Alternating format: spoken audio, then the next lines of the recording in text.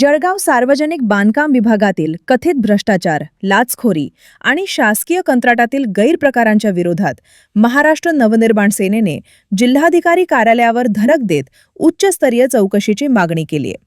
मनसेने निवेदनाद्वारे लाचखोरी प्रकरणातील संपूर्ण साखळीचा तपास करून संबंधित अधिकारी, मध्यस्थ आणि कंत्राटदारांवर कठोर कारवाई करण्याची मागणी केली। काही अधिकाऱ्यांच्या नातेवाईकांना शासकीय कंत्राटांचा लाभ दिला जात असल्याचा आरोप करत हितसंबंधांच्या संघर्षाची सखोल चौकशी करण्याची मागणीही करण्यात आली। सुशिक्षित बेरोजगार युवकांना संधी मिळत नसताना काही मोजक्या व्यक्तींनाच वारंवार कंत्राटे मिळत असल्याचा आरोप मनसेने केलाय। तसेच मागील काही वर्षातील सार्वजनिक बांधकाम विभागाच्या सर्व कंत्राटांचे स्वतंत्र ऑडिट करून निवृत्त न्यायाधीश किंवा स्वतंत्र यंत्रणेमार्फत चौकशी समिती नेमण्याची मागणी करण्यात आली। दरम्यान प्रशासनाने संबंधित तक्रार भ्रष्टाचार निर्मूलन समितीकडे सादर करण्याचे निर्देश दिलेत।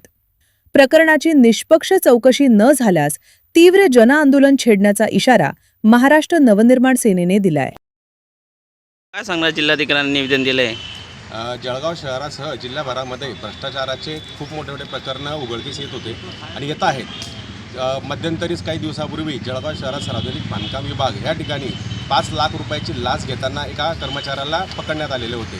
पण त्यानंतर 8 ते 15 दिवसानंतर अँटी करप्शन यांनी फक्त चौकशी केली आणि मध्यंतरी बातम्या अशा चालवल्या जात होत्या आणि लोकांना असं दाखवण्यात येत होतं की याच्यामध्ये खूप मोठे मासे आहेत किंवा याच्यामध्ये खूप मोठे लोक आहेत। पण गंमत अशी आहे की नेमका अँटी करप्शन चौकशी इतके दिवस त्या अधिकाऱ्याला पोलीस कस्टडी घेऊन जी चौकशी केलेली आहे त्या चौकशीमध्ये नेमका कुठला अधिकारी जवळ सापडलेला आहे त्यांचे नावं अँटी करप्शन यांनी ओपन केले नाही, उघडकीस आणलेले नाही आहेत। मग भ्रष्टाचारामागे नेमका एकच अधिकारी होता का?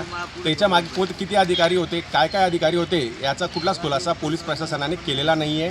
तो खुलासा करावा, अशी चौकशी समिती नेमावी यासाठी आम्ही जिल्हाधिकारी यांना निवेदन दिलेलं आहे। जिल्हाधिकाऱ्यांनी काय प्रतिक्रिया दिली?